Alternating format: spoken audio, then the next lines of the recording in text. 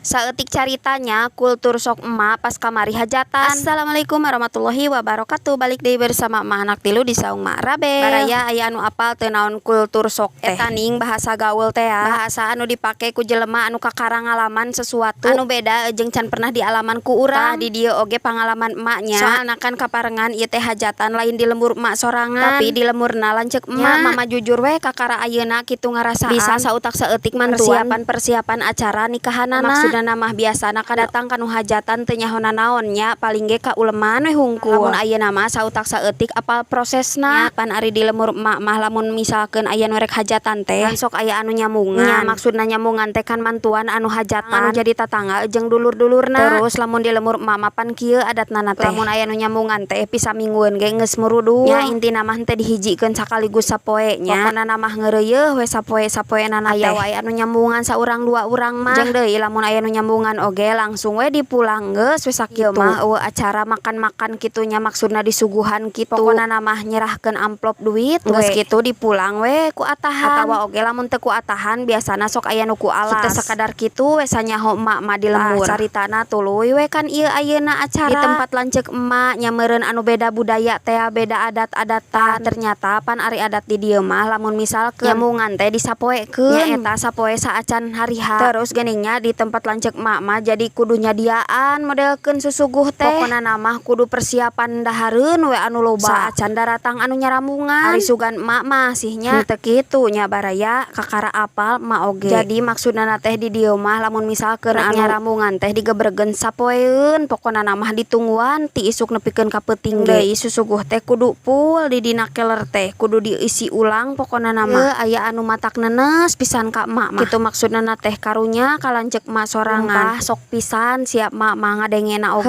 Atuh pan apal baraya lamun misalkeun nyamungan teh maksudna rek mantuan anu hajat. Istilahna mah nyamungan pannya sangkan ngameh teu kakurangan teh ya. Jeung deui kan nya ari anu nyamungan teh biasana osok dipulang samodelkeun ku atahan kitu teh moal kurang ti 20.000. Malahan mah kamari lanceuk emak ngaluarkeun tina sahiji atahan teh hampir nepikeun ka 40.000-an hijina teh. Tapi eta masalohna emak mah sok pisan baraya. Nah eta anu nyamungan meuni eusi amplopna teh kur 10.000 jeung 15.000. Hiji dua anu kituna teh loba geuninganan. Teu maksudna teh eta teh adat atawa kumaha. Sumpah jang emak mah asa sok pisan teh asa kaget kitu. Nya aya anu nyamungan ukur 10.000 15.000 gedena 25.000. Sedengkeun nya di lemur emak oge paling saeutik ieu mah lamun dina teu boga-boga teuing paling 35.000. Baraya kan ari nyambungan mah beda deui jeung anu uleman. Lamun uleman mah wajarnya mesing eusi amplopna 2.000 5.000 ge